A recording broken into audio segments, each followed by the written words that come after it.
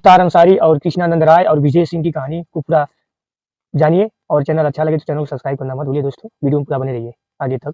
तारीख थी 27 अगस्त 1984। रात गहरी थी। गांव के श्मशान में एक चिता जल रही थी और उसकी आग में सिर्फ लकड़ियां ही नहीं बल्कि एक नौजवान का पूरा भविष्य झुलस रहा था। जलती लपटों के सामने खड़ा वह युवक अचानक चीख पड़ा, याद रखना, आज मेरे पिता के साथ जो हुआ है इसका चुन चुन कर हिसाब लिया जाएगा। उसकी आंखों में आंसू नहीं थे बल्कि बदले की आग थी। उसी पल एक नया नाम अपराध की दुनिया में जन्म ले रहा था, जो था ब्रजेश सिंह। उस दौर का पूर्वांचल पहले ही सुलग रहा था। 8वें दशक में यह इलाका दो ताकतों के बीच पिस रहा था। एक तरफ पंडित हरिशंकर तिवारी और दूसरी ओर थे ठाकुर वीरेंद्र शाही। वीरेंद्र शाही 1974 से 1989 तक पूर्वांचल जिले से कांग्रेस के विधायक रहे। दोनों के गिरोहों की जंग ने गांवों को रणभूमि बना दिया था। लोग जानते थे कि यहाँ कानून नहीं बल्कि ताकत बोलती है। फिर वक्त ने करवट ली। 90 का दशक आते आते साल 1989 में विधायक ठाकुर वीरेंद्र शाही की हत्या हो गई। इस एक वारदात ने पूरी सियासत और अपराध की धुरी बदल दी। उसके बाद हरिशंकर तिवारी ने बंदूक से राजनीति की ओर कदम बढ़ाया। गोरखपुर की चिल्लू पर सीट से उन्होंने जनता दल से विधायक का चुनाव लड़ा और जीता। उसने गाजीपुर और वाराणसी तक अपना खेल फैलाना शुरू किया। उसके सबसे भरोसेमंद मोहरे थे मकन सिंह और साधु सिंह। बाद में यही दोनों मुख्तार अंसारी के साथ जुड़ गए। लक्ष्य साफ था, पूरा इलाका कब्जे में लेना। लेकिन वीरेंद्र शाही की मौत के बाद ठाकुरों को भी नया चेहरा चाहिए था और उनकी निगाहें जाकर ठहरी ब्रजेश सिंह पर। ब्रजेश और उसका साथी त्रिभुवन सिंह पहले साहिब सिंह गैंग से जुड़े थे। सरकारी ठेकों को लेकर झगड़े शुरू हुए और धीरे धीरे यह टकराव सीधी जंग में बदल गया। इसी जंग में ब्रजेश सिंह और मुख्तार अंसारी आमने सामने आ खड़े हुए। ब्रजेश के भीतर यह लड़ाई सिर्फ इलाके की नहीं थी बल्कि यह एक बेटे के बदले की कहानी थी। उसके पिता रविंद्रनाथ सिंह एक सीधे साधे किसान थे। 27 अगस्त 1984 को जमीन के विवाद में उनके अपने ही रिश्तेदारों बंसी और पांचू ने उनकी हत्या कर दी। उसी दिन श्मशान में खड़ा ब्रजेश टूट नहीं गया बल्कि पत्थर बन गया और उसने ठान लिया था अब कोई नहीं बचेगा। एक साल भी नहीं बीता था कि बदले की पहली गोली चली। 27 मई 1985 को ब्रजेश हरिहर सिंह के घर पहुंचा। हरिहर सिंह बंसी और पांचू के पक्ष के लोगों से जुड़ा था। ऐसा लगा जैसे वह आशीर्वाद लेने आया हो, लेकिन अगले ही पल पिस्टल निकली और गोलियां गूंज उठी। हरिहर सिंह वहीं गिर पड़ा। यही ब्रजेश के अपराधी जीवन की पहली एंट्री थी। केस दर्ज हुआ लेकिन वह हाथ नहीं आया। वह अंडरग्राउंड हो गया और उसके नाम का खौफ इलाके में फैलने लगा। साल 1986 में चंदौली के सिकरौरा गांव में 7 हत्याओं ने पूरे पूर्वांचल को हिला दिया। कहा गया कि इनमें कई वही लोग थे जो ब्रजेश सिंह के पिता की हत्या से जुड़े थे। कुछ ही समय बाद पुलिस ने ब्रजेश सिंह को पकड़ लिया और जेल भेज दिया। जेल की दीवारों के भीतर उसकी मुलाकात त्रिभुवन सिंह से हुई। त्रिभुवन सिंह के पिता की हत्या मकन और साधु सिंह के गैंग ने की थी। पहली बातचीत में ही दोनों समझ गए कि उनकी कहानी अलग नहीं है। दोनों ने पिता खोए थे और दोनों की दुश्मनी की जड़ एक ही थी, मकन और साधु सिंह, जो कभी हरिशंकर तिवारी के खास आदमी थे लेकिन अब मुख्तार अंसारी के नजदीक थे। यही साझा दर्द दोस्ती में बदल गया। असल में प्रधानी का चुनाव जीतना उस दौर में सम्मान से ज्यादा खतरे को न्योता देना था। 80 के दशक में जब त्रिभुवन सिंह के पिता गांव के प्रधान बने तो यह जीत उनके परिवार के लिए खुशी नहीं बल्कि दुश्मनी का ऐलान बन गई। मकन सिंह और उसका भाई साधु सिंह इस नतीजे को पचा नहीं पाए। पावर हाथ से निकलते ही उनकी आंखों में जलन उतर आई। टकराव की शुरुआत 5 बीघा जमीन से हुई। एक दिन साधु और मकन सिंह त्रिभुवन के पिता रामपत सिंह से उलझ पड़े। बात इतनी बढ़ गई कि रामपत ने इसे सीधी बेइज्जती समझा। उसने अपने बेटों त्रिभुवन और उसके भाइयों को साथ लिया और दोनों को सबक सिखा दिया। उस दिन त्रिभुवन की आवाज गांव में गूंज गई थी, अपने आप को ज्यादा समझने लगे हो, कसम है इसकी कीमत चुकानी पड़ेगी। कुछ वक्त तक सब शांत दिखा भड़क उठा। मौका पाकर साधु और मकन ने रामपत सिंह को अकेला घेर लिया। लाठी डंडों की बरसात में प्रधान की जान चली गई। गांव सन्न रह गया। हत्या के बाद दोनों कुछ दिन फरार रहे लेकिन जब लौटे तो और भी बेखौफ होकर उन्होंने रामपत के 3 बेटों को भी मौत के घाट उतार दिया। अब उस घर में सिर्फ 2 लोग बचे थे, त्रिभुवन सिंह और उसका छोटा भाई राजेंद्र। उसी दिन त्रिभुवन ने तय कर लिया था कि अब यह गांव, यह जिंदगी उसके लिए नहीं है। उसने घर छोड़ा और बदले की राह पकड़ ली लेकिन किस्मत ने आखिरी वार बाकी रखा था। अक्टूबर 1988 में साधु और मकन के गैंग ने राजेंद्र सिंह को भी मार डाला। मरते वक्त उसकी चीख जैसे हवा में तैर गई, अब मेरा कत्ल भी तेरा बदला होगा त्रिभुवन। इस हत्याकांड में सिर्फ साधु और मकन ही नहीं, एक और नाम उभरा, मुख्तार अंसारी। मुख्तार की पृष्ठभूमि साधारण नहीं थी। उसके पिता मोहम्मदाबाद नगर पंचायत के चेयरमैन थे लेकिन गाजीपुर में एक और दबंग शख्स था जिसकी पकड़ हर तरफ थी, सच्चिदानंद राय। 1980 से 90 के दशक में गाजीपुर बनारस बलिया रूट पर सरकारी बसें कम चलती थीं और निजी बस माफिया का कब्जा था। सच्चिदानंद राय मोहम्मदाबाद से चलने वाली बसों का बड़ा संचालक था और मुख्तार अंसारी इसी रूट पर अपना दबदबा बनाना चाहता था। जब मुख्तार के लोगों ने सच्चिदानंद की बसों के खिलाफ खड़े होने की कोशिश की तो सच्चिदानंद राय ने साफ शब्दों में कह दिया, ये बसें हमारी हैं, ज्यादा होशियारी मत दिखाओ। और एक दिन सच्चिदानंद की और मुख्तार के पिता की इसी मुद्दे को लेकर बहस हो गई। जब मुख्तार को यह पता चला तो उसने इसे अपमान माना। उसके मन में बस एक ही ख्याल था, यह आदमी बहुत ऊपर चढ़ गया है, अब इसे नीचे लाना होगा। लेकिन अकेले यह काम आसान नहीं था। उसने मदद के लिए साधु और मकन से हाथ मिलाया। तब तक साधु और मकन पहले ही रामपत और उसके बेटों की हत्या कर खुद को इलाके का सबसे बड़ा दबंग साबित कर चुके थे। उन्होंने मुख्तार को भरोसा दिलाया, तेरा काम हमारा काम है। कुछ ही दिनों बाद सच्चिदानंद राय को उसके घर में घुसकर मार दिया गया। आरोप मुख्तार पर आए लेकिन सबूत कभी सामने नहीं आ पाए। मीडिया में अलग अलग कहानियां चली और सच्चाई धुंध में खो गई। इस घटना के बाद मुख्तार ने साधु और मकन सिंह को अपना मार्गदर्शक मान लिया। अब वह उनके साथ कंधे से कंधा मिलाकर चलने लगा। गाजीपुर में उसका नाम और रुतबा तेजी से बढ़ने लगा। लेकिन रास्ते में 2 और बाधाएं थी, छत्रपाल सिंह और रणजीत सिंह। दोनों भाई इलाके में अपनी दबंगई के लिए मशहूर थे। साधु और मकन सिंह को यह बर्दाश्त नहीं था। उनका सपना साफ था, गाजीपुर का सबसे बड़ा डॉन बनना। एक दिन उन्होंने मुख्तार से कहा, अब वक्त आ गया है, छत्रपाल और रणजीत को हटाए बिना ताज नहीं मिलेगा। और यहीं से पूर्वांचल की कहानी एक और खतरनाक मोड़ लेने वाली थी। कहते हैं असली साजिशें गोलियों से पहले दिमाग में चलती हैं। गाजीपुर में रणजीत सिंह की मौत भी कुछ ऐसी ही थी। मुख्तार अंसारी ने सीधे हमला करने के बजाय रास्ता घुमावदार चुना। उसने रणजीत के घर के सामने रहने वाले रामू मल्लाह से दोस्ती की। वही रामू आगे चलकर उसका सबसे भरोसेमंद निशानेबाज बना। मुख्तार ने एक खामोश लेकिन खतरनाक इंतजाम कराया। रामू के घर की दीवार में एक छोटा सा सुराख किया गया और ठीक वैसा ही सुराख रणजीत सिंह के आंगन की दीवार में भी था। अब बस सही पल का इंतजार था। एक दिन रणजीत आंगन में टहल रहा था, उसी क्षण गोली चली और कहानी वहीं खत्म हो गई। इस एक वारदात ने गाजीपुर में नया समीकरण बना दिया। साधु सिंह, मक्खन सिंह और मुख्तार अंसारी, तीनों का नाम अब पूरे जिले में डर की तरफ फैल चुका था। उनका दबदबा पहले से कहीं ज्यादा मजबूत हो गया। उधर जेल के भीतर एक और कहानी आकार ले रही थी। त्रिभुवन सिंह और ब्रजेश सिंह की मुलाकात हो चुकी थी। यहीं ब्रजेश को पता चला कि उसके पिता रविंद्रनाथ सिंह के हत्यारे बंसी और पांचू दरअसल साधु और मक्खन के लिए काम करते थे। यह जानकारी दोनों के लिए आग में घी साबित हुई और उन्होंने मिलकर एक नया गुट खड़ा किया, साहिब सिंह गैंग। अब मैदान में दो ताकतें थीं, एक तरफ मुख्तार, साधु और मक्खन का गिरोह, दूसरी ओर ब्रजेश और त्रिभुवन की जोड़ी। 90 के दशक में ब्रजेश का दबदबा बनारस में बढ़ रहा था, जबकि गाजीपुर में मुख्तार अपने पांव पसार रहा था। ये वही दौर था जब बनारस में रेशम और कोयले का कारोबार सोने की खान बन चुका था। भारत के सबसे बड़े रेलवे जंक्शन मुगल सराय की नजदीकी ने कोयले के काले धंधे को और आसान बना दिया था। मुख्तार ने साफ कह दिया था कि हमें सिर्फ रेशम और कोयला नहीं, हर धंधा चाहिए, और यहीं से उसके आर्थिक साम्राज्य की नींव और गहरी होने लगी। लेकिन बनारस में उसकी राह आसान नहीं थी। वहाँ ब्रजेश सिंह का गढ़ मजबूत था और साथ ही एक और नाम तेजी से उभर रहा था, अवधेश राय। अवधेश ब्रजेश के करीबी थे और व्यापारियों के संरक्षक माने जाते थे। यही वजह थी कि वे मुख्तार के विस्तार में सबसे बड़ी रुकावट बन गए। 3 अगस्त 1991 को वाराणसी के लहरा वीर इलाके में अवधेश राय की गोली मारकर हत्या कर दी गई। इसके पीछे कई वजहें बताई गई, जिनमें व्यापारियों से वसूली का मामला भी था। लहरा, वीर और हथुआ मार्केट जैसे इलाकों में मुख्तार के लोग जबरन पैसा वसूलते थे। अवधेश राय ने व्यापारियों का साथ दिया, धरना कराया और नतीजा यह हुआ कि वसूली करने वाले सिपाही निलंबित हो गए। यही बात दुश्मनी की आखिरी हद बन गई। इस वारदात के बाद ब्रजेश और मुख्तार के बीच की दुश्मनी खुली जंग में बदल गई। ब्रजेश को अब यकीन हो चुका था कि मुख्तार ही त्रिभुवन के पूरे परिवार के खात्मे के पीछे था और अब वह बनारस में भी अपनी जड़ें जमाना चाहता है। पहले निशाने पर था साधु सिंह, लेकिन वह उस समय जेल में था। फिर किस्मत ने एक मौका दिया। साधु सिंह पुलिस कस्टडी में अपनी पत्नी और नवजात बच्चे से मिलने अस्पताल आया। उसी वक्त पुलिस की वर्दी में आया एक अनजान शख्स भीतर घुसा और उसने साधु सिंह पर ताबड़तोड़ गोलियां बरसा दी। साधु सिंह वहीं ढेर हो गया। उसी दिन उसके गांव में उसके भाई, मां और 8 अन्य लोगों की भी हत्या कर दी गई और इल्जाम सीधे ब्रजेश सिंह पर आया। कुछ ही दिनों बाद गाजीपुर के सिंचाई विभाग चौराहे पर मक्खन सिंह को भी गोलियों से छलनी कर दिया गया। यहीं से कहानी ने एक नया मोड़ लिया। अब यह लड़ाई सिर्फ बदले की नहीं थी, बल्कि पूरे पूर्वांचल की सत्ता पर कब्जे की जंग बन चुकी थी। एक ऐसी जंग जिसमें हर अगली सुबह किसी नई लाश की खबर लाने वाली थी। मक्खन और साधु सिंह के खात्मे के साथ ही पूर्वांचल की सत्ता की बिसात 2 हिस्सों में बन चुकी थी। एक तरफ साहिब सिंह गैंग का सरदार बन चुका था ब्रजेश सिंह और दूसरी तरफ मक्खन गैंग की विरासत संभाल चुका था मुख्तार अंसारी। अब गाजीपुर और बनारस 2 शहर नहीं, बल्कि 2 ताकतों के गढ़ बन चुके थे। इन दोनों के बीच टकराव किसी एक वजह से नहीं था। कोयला मंडी, शराब की तस्करी, स्क्रैप का धंधा, रेलवे के ठेके, बालू के पट्टे, हर अवैध कारोबार पर दोनों की नजर थी। यह लड़ाई अब सिर्फ पैसे या इलाके की नहीं रह गई थी, बल्कि यह तय करने वाली थी कि पूरे पूर्वांचल का भविष्य किसके हाथ में होगा। जिस जमीन को कभी शांति के लिए जाना जाता था, वहाँ अब हर गली में गोलियों की आवाज आम हो चुकी थी। ब्रजेश सिंह का किला बनारस था, जबकि मुख्तार अंसारी का डर गाजीपुर से निकलकर मऊ तक फैल चुका था। कभी दोनों एक ही रास्ते पर चले थे, लेकिन अब दुश्मनी इतनी गहरी हो चुकी थी कि उनके पीछे लौटने का कोई रास्ता नहीं बचा था। यह अब इलाकों की नहीं, ताज की लड़ाई थी। ब्रजेश अपने लोगों से साफ कहता था कि जो सबसे ऊपर बैठेगा वही इस जंगल का असली शेर कहलाएगा। लेकिन मुख्तार अंसारी की कहानी सिर्फ बंदूक तक सीमित नहीं थी, उसकी जड़ें कहीं ज्यादा गहरी थी। उसका परिवार न सिर्फ पूर्वांचल बल्कि देश की राजनीति में भी जाना पहचाना नाम था। आजादी की लड़ाई से लेकर सत्ता के गलियारों तक इस खानदान का असर रहा था। यही वजह थी कि मुख्तार खुद को सिर्फ एक डॉन नहीं बल्कि एक विरासत का हिस्सा मानता था। वह अक्सर कहता था कि जो हमारी राह पर चलता है वह सिर्फ इलाके में नहीं बल्कि इतिहास में जगह बनाता है। यही सोच उसे राजनीति की ओर ले गई। उसके बड़े भाई अफजाल अंसारी ने जब पहली बार विधानसभा का चुनाव जीता तो मुख्तार ने महसूस किया कि ताकत सिर्फ डर से नहीं बल्कि वोट से भी मिलती है। उसी दिन उसने तय कर लिया था कि उसका नाम अब सिर्फ अपराध की फाइलों में ही नहीं बल्कि मतपेटियों में भी गूंजेगा। समय के साथ मुख्तार ने खुद भी चुनावी मैदान में कदम रखा। कभी जीत मिली, कभी हार, लेकिन मैदान छोड़ने का सवाल ही नहीं था। वह कहता था कि हार रास्ता नहीं रोकती बल्कि रास्ता दिखाती है, और यही हुआ। विधानसभा में पहुंचने के बाद उसकी पकड़ और मजबूत होती चली गई। धीरे धीरे मुख्तार का नाम सिर्फ एक व्यक्ति का नहीं बल्कि एक ब्रांड का प्रतीक बन गया। भाई, भतीजे, बेटे जो भी चुनाव में उतरा उसके साथ मुख्तार का नाम जुड़ा रहा। समर्थक कहते थे कि यह सिर्फ नाम नहीं बल्कि एक ताकत है, जिसके साथ मुख्तार खड़ा हो जाए उसकी जीत आदि तय होती है। साल दर साल उसकी राजनीति गहरी होती गई। 3 दशक तक वह अपने इलाके में सत्ता और दबदबे का केंद्र बना रहा। उसे कभी माफिया कहा गया, तो कभी बाहुबली, तो कभी नेता, लेकिन सच्चाई यह थी कि उसने अपने इलाके की राजनीति, समाज और ताकत के मायने बदल दिए थे। मुख्तार ने खुद को सिर्फ एक डर के रूप में नहीं बल्कि एक मददगार चेहरे के तौर पर पेश किया। इलाके के गरीब, मजबूर और बेबस लोगों के लिए वह किसी मसीहा से कम नहीं था। मोहम्मदाबाद में उसका घर, जिसे लोग फाटक कहते थे, धीरे धीरे अदालत से ज्यादा भरोसेमंद जगह बन गया था। कहते थे अगर कोर्ट में इंसाफ नहीं मिला तो फाटक चलो, वहाँ सुनवाई जरूर होगी। फाटक पर रोज सैकड़ों लोग आते थे। किसी की जमीन फंसी हो, किसी को बेटी की शादी के लिए पैसे चाहिए हो, या कोई अफसर बेवजह परेशान कर रहा हो, हर समस्या का हल यहीं ढूंढा जाता था। फैसले वहीं होते और फरमान भी वहीं से निकलते। उसका असर इतना था कि जब मुख्तार मोहम्मदाबाद में होता तो पूरे शहर में 24 घंटे बिजली रहती थी। बिजली जलती देख लोग समझ जाते थे नेता अपने इलाके में है। लोग गर्व से कहते थे जब तक लाइट है तब तक मुख्तार का राज है। विधायक बनने के बाद मुख्तार को ब्रजेश सिंह पर एक बड़ी बढ़त मिल गई थी। वह दौर गठबंधन सरकारों का था जहां सत्ता एक एक विधायक पर टिकी रहती थी। ऐसे समय में मुख्तार जैसे बाहुबलियों की कीमत सोने से भी ज्यादा हो जाती थी। राजनीतिक दल जो खुद बहुमत के लिए जूझ रहे थे चुपचाप मुख्तार के दरवाजे तक आ जाते थे। मुख्तार और हरिशंकर तिवारी जैसे नेताओं के पास न सिर्फ ताकत थी बल्कि अपने अपने परिवारों और समुदायों के जरिए दर्जनों विधायकों पर पकड़ भी थी। यही वजह थी कि मुख्तार सिर्फ बंदूक के दम पर नहीं बल्कि सियासी समझ से भी आगे बढ़ता गया। अब वह किसी पार्टी के लिए बोझ नहीं बल्कि जरूरत बन चुका था। इसी ताकत के सहारे मुख्तार ने ब्रजेश सिंह के किले को चुनौती देनी शुरू कर दी। पुलिस और प्रशासन में उसका असर दिखने लगा। धीरे धीरे ब्रजेश के लोगों पर शिकंजा कसने लगा, हमले बढ़ने लगे। ब्रजेश गैंग के भीतर एक सवाल गूंजने लगा, जब तक मुख्तार जिंदा है सांस लेना मुश्किल रहेगा। और फिर आया दिन 15 जुलाई 2001। मुख्तार अंसारी अपने काफिले के साथ निकल रहा रहा था, तभी सड़क किनारे खड़े एक ट्रक के पास से अचानक गोलियां बरसने लगी। दोनों तरफ से फायरिंग शुरू हो गई। गोलियों की आवाज से पूरा इलाका थर्रा उठा। इस हमले में मुख्तार बाल बाल बच गया, लेकिन 3 लोगों की जान चली गई। यह घटना उसरी चट्टी कांड के नाम से मशहूर हो गई। आरोप सीधे ब्रजेश सिंह पर आए और मामला दर्ज हुआ, लेकिन उसी रात एक अफवाह भी फैल गई। कहा जाने लगा कि जवाबी फायरिंग में ब्रजेश सिंह मारा गया है। यही अफवाह कहानी का सबसे बड़ा मोड़ थी। ब्रजेश असल में जिंदा था, लेकिन पुलिस से बचने के लिए वह अंडरग्राउंड हो चुका था। बाहर की दुनिया को लगने लगा कि पूर्वांचल में अब सिर्फ एक ही डॉन बचा है, मुख्तार अंसारी। इस घटना ने मुख्तार के रुतबे को और ऊंचा कर दिया। डर, राजनीति और भरोसा, तीनों का केंद्र अब वही था। उधर अंधेरे में छिपा ब्रजेश सिंह नई रणनीति सोच रहा था। उसे समझ आ गया था कि अब लड़ाई सिर्फ बंदूक से नहीं जीती जा सकती। मुख्तार का मुकाबला करने के लिए उसे एक ऐसे चेहरे की जरूरत थी जो सियासत के मैदान में भी टिक सके। और यहीं से कहानी एक नए अध्याय की ओर बढ़ने वाली थी, जहां गोलियों के साथ साथ वोट भी चलने वाले थे। मऊ की सियासत मुख्तार अंसारी के इशारों पर चलती थी। यहाँ उसकी पकड़ सिर्फ बंदूक से नहीं बल्कि वोट से भी थी। मुस्लिम आबादी ज्यादा थी और मुख्तार का नाम लोगों के लिए ताकत और सुरक्षा का दूसरा नाम बन चुका था। ब्रजेश सिंह ये बात अच्छी तरह समझता था कि मऊ में मुख्तार को सीधे चुनौती देना आसान नहीं है। यहीं से उसके दिमाग में एक अलग चाल आई। अगर मुख्तार तक पहुंचना है तो उसके सबसे मजबूत स्तंभ को हिलाना होगा। वह स्तंभ था उसका भाई अफजाल अंसारी। अफजाल लगातार मोहम्मदाबाद सीट से विधायक बनते आ रहे थे और उन्हें घेरना आसान नहीं था। ब्रजेश ने तब राजनीति का नया मोहरा चुना, कृष्णानंद राय। भूमिहार जाति से आने वाले कृष्णानंद राय का पूर्वांचल में तेजी से प्रभाव बढ़ रहा था। ब्रजेश ने पीछे से उसे पूरा समर्थन दिया और 2002 के विधानसभा चुनाव में कृष्णानंद राय को अफजाल अंसारी के खिलाफ उतार दिया। नतीजा चौंकाने वाला था, अफजाल हार गया। यह हार सिर्फ एक विधायक की नहीं थी, बल्कि इसे सीधे मुख्तार अंसारी की हार माना गया। अब खेल पलट चुका था। कृष्णानंद राय सत्ता में आए और बदले में उन्होंने ब्रजेश सिंह के गुट को सरकारी ठेकों में मदद देना शुरू कर दिया। यह बात मुख्तार अंसारी को नागवार गुजरी। धीरे धीरे कृष्णानंद राय उसकी आंखों में कांटे की तरह चुभने लगे। खतरे का अंदाजा कृष्णानंद राय को भी हो गया था। उनकी जिंदगी सिमटने लगी। हालत यह हो गई कि वह अपने करीबी सहयोगी राजेंद्र राय की हत्या के विरोध में होने वाले प्रदर्शन में भी नहीं गए। डर अब सियासत पर हावी हो चुका था। पुलिस रिकॉर्ड और मीडिया रिपोर्ट्स के मुताबिक इस गैंगवार की कीमत कृष्णानंद राय के कई साथियों को अपनी जान देकर चुकानी पड़ी। राजेंद्र राय, छिनक ग्याहार, शोभानाथ राय, राम अवतार, अविनाश सिंह राय, अखिलेश राय, बिट्टू पाठक, रमेश वर्मा, रमाकांत भारती और रामेंद्र राय, एक एक कर ये नाम हत्याओं की लिस्ट में जुड़ते चले गए। ये सिर्फ 2 गुटों की लड़ाई नहीं रही, पूरा इलाका खौफ में जीने लगा। फिर आया दिन 19 नवंबर 2005, वह दिन जिसने पूर्वांचल की राजनीति और अपराध की दुनिया को हिलाकर रख दिया। कृष्णानंद राय एक क्रिकेट टूर्नामेंट का उद्घाटन कर अपने काफिले के साथ लौट रहे थे। रास्ते में सियाड़ा के पास उनका काफिला धीमा हुआ और तभी सामने खड़ी गाड़ियों से अचानक गोलियों की बौछार शुरू हो गई। चारों तरफ से अंधाधुंध फायरिंग होने लगी। करीब 500 राउंड गोलियां चली। कृष्णानंद राय के शरीर से 60 से ज्यादा गोलियां निकली। उनके साथ मौजूद 6 लोग भी मौके पर ही मारे गए। यह हमला हत्या से ज्यादा एक संदेश था कि हम तुम्हारे इलाके में घुसकर तुम्हें खत्म कर सकते हैं। हमलावरों की बेरहमी का आलम यह था कि शव के साथ भी बर्बरता की गई ताकि डर पूरे इलाके में फैल जाए। सड़कों पर सन्नाटा छा गया। पूर्वांचल ने ऐसा मंजर पहले कभी नहीं देखा था। जल्द ही आरोप मुख्तार अंसारी और उनके भाई अफजाल अंसारी पर आने लगे। अफजाल ने सफाई दी कि मैं उस वक्त दिल्ली में था और मुख्तार भाई जेल में थे, लेकिन यह दलील लोगों को संतुष्ट नहीं कर पाई। वजह साफ थी, जेल की दीवारें भी मुख्तार के असर को रोक नहीं पाती थी। इसी बीच एक और रहस्य सामने आया। कृष्णानंद राय की हत्या के बाद एक ऑडियो सामने आया जिसमें मुख्तार अंसारी और उसके करीबी अभय सिंह के बीच बातचीत हो रही थी। फोन पर गोलियों की चर्चा थी, इलाके की खबरें थी और आवाज में अजीब सा आत्मविश्वास था, जैसे सब कुछ पहले से तय हो। इस ऑडियो ने शक को और गहरा कर दिया।